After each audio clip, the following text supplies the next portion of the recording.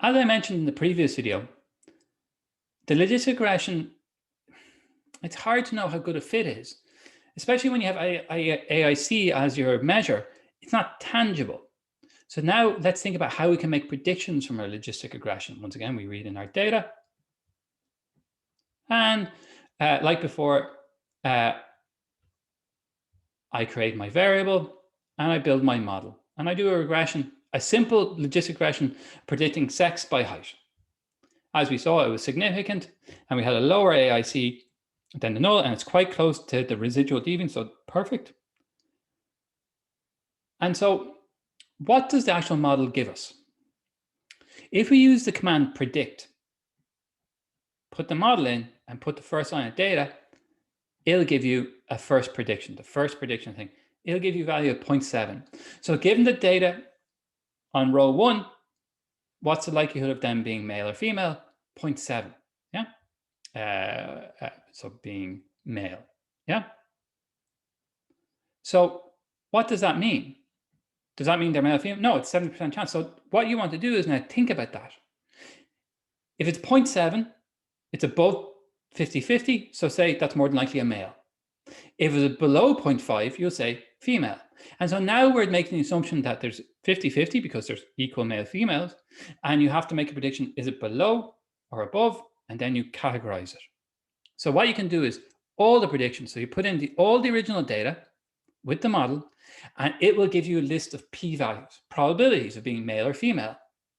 And then I'm going to create a new variable called m and f. In that variable, whenever the probability is above 0.5, it'll be m, and when below 0.5, it'll be f.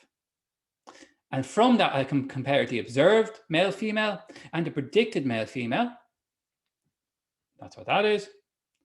And I get 84% accurate. So that means 84% of the time it predicted correctly. A male as a male or a female as a female.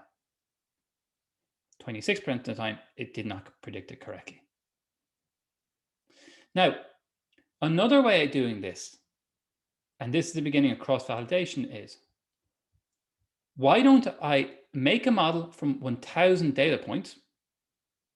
So make a new model from less data, fit the model, as we have done before, looks pretty good, and then make a prediction. So with the new model, my prediction is similar to all the data, about 85%. Then the data I didn't give to the model, so 1,000 to 2,000 data points, I make a prediction with them. I see that it's as accurate with data it hasn't seen and data it has seen.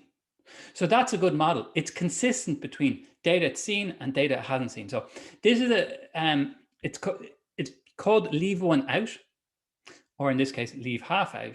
You make a model with half your data, and then you see how good it's predicting the other part of your data. And if it does well, you know that the model is robust, you know it's a good model. If it does very badly, it just means it overfit the data it has and doesn't generalize.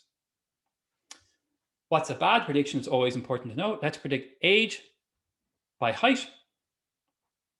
So here, the model isn't significant. And if we look at the predictions, our prediction is around 0.5 because it's 50-50 between categories. So there is no difference between chance and our model. So with the logistic regression, you then have to make predictions and see how well the predictions work.